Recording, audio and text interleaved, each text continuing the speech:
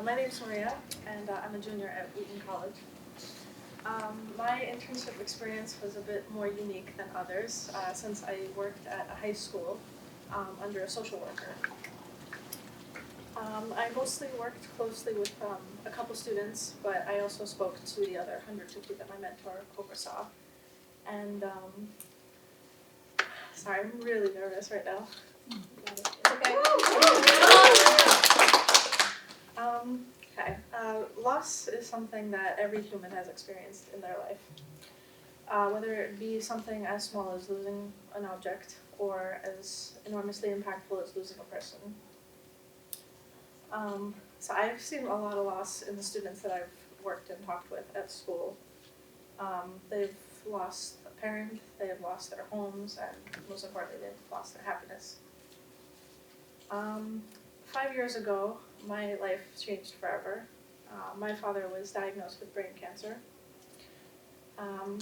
This was probably the most difficult thing that I've ever had to go through. And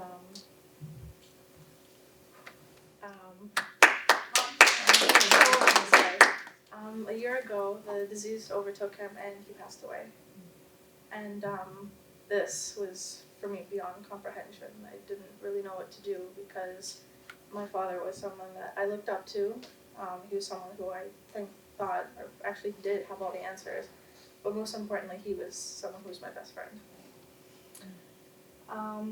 And so to say that it was hard to cope through this was probably an understatement. And I'm still trying to get through it today. But, okay. So through it all, one of the biggest things that I took away from this was that I had a lot of strength and resilience. And I used this strength and resilience to not only help me, but to help the students that I worked with over the semester. Two of the students that come to mind were one of them who had lost his mother this past summer, and then another student who was bounced from foster home to foster home and then eventually ended up in a homeless shelter. And she didn't have her parents.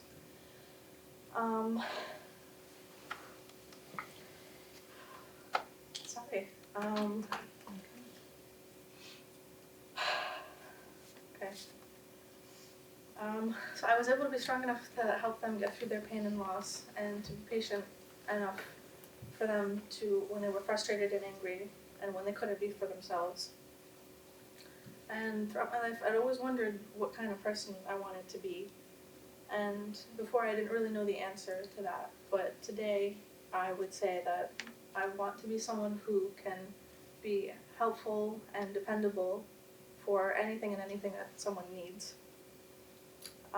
And I still have a lot to learn, but I'm very grateful to my students that I worked with, who, for trusting me, and with the things that they had to go through in their lives.